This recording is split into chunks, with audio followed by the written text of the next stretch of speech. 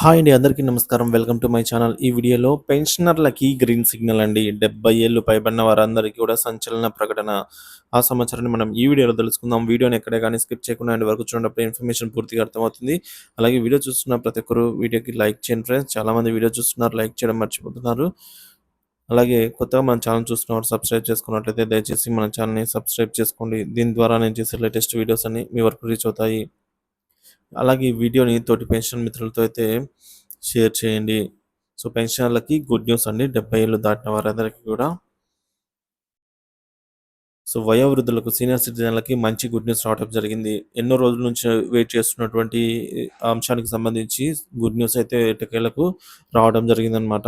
దేశంలో 70 ఏళ్లకు పైబడిన వయోవృద్ధులందరికీ కూడా ఆయుష్మాన్ ఆరోగ్య బీమా పథకాన్ని మన పీఎం నరేంద్ర మోడీ అయితే వర్తింపజేయాలని చెప్పి కేంద్ర ప్రభుత్వం అయితే నిర్ణయించడం జరిగింది. దాదాపుగా 6,00,00,000 మంది సీనియర్ సిటిజన్‌లకు, వయోవృద్ధులకు ఇదొక గుడ్ న్యూస్ అనే చెప్పవచ్చు.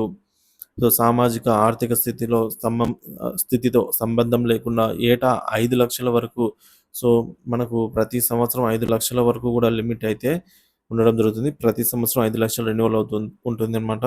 ఉచిత వైద్య చికిత్స పొందొచ్చన్నమాట. ఈ పథకం లబ్ధిదారుగా ఉన్నటువంటి కుటుంబాల్లో సీనియర్ సిటిజన్‌లకు అదనంగా మరొక 5,00,000 బీమా అయితే వర్తింపజేయాలని చెప్పి ఆదేశాలు రావటం జరిగింది. ఇదొక గుడ్ న్యూస్ అని అయితే చెప్పవచ్చు. సో, ముఖ్యంగా సీజీహెచ్ఎస్ లబ్ధిదారులకు అందులో కొనసాగడం లేక పీఎంజేవైకి సంబంధించి ఎంచుకోవడం నిర్ణయం అని అయితే చెప్పవచ్చనమాట.